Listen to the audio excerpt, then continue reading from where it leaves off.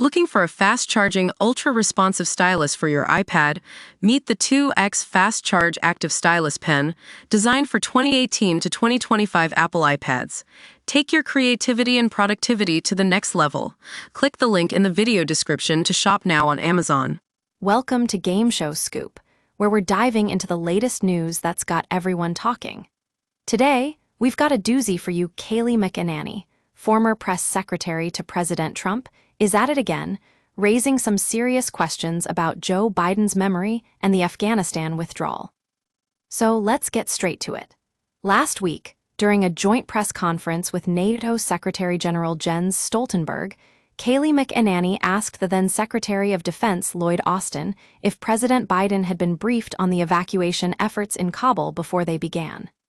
Now, you'd think this would be an easy question, but here's where it gets interesting. According to reports, Lloyd Austin claimed that he did have a briefing with the president, but didn't specify when or under what conditions. Game Show Scoop wants to know, what are we missing here?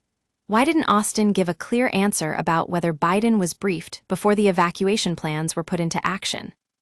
It's worth noting that this isn't the first time Kayleigh McEnany has raised questions about President Biden's memory and decision-making process. Back in January, she pointed out that Biden had been briefed on an ISIS plot to attack the White House just days after taking office, but had claimed he didn't remember it.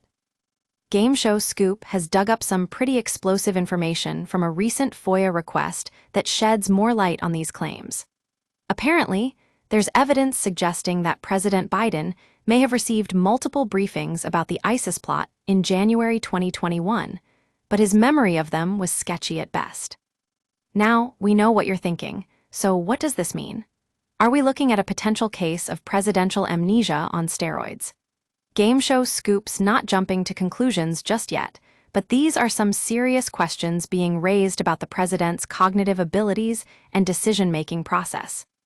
In conclusion, it looks like Kayleigh McEnany is onto something big here. While we don't have all the answers yet, one thing's for sure, this story is far from over. We'll be keeping a close eye on developments in this investigation and bringing you updates as more information comes to light. That's it for today, folks. Thanks for tuning in to Game Show Scoop. Don't forget to like, comment, and subscribe for the latest news and analysis. See you next time.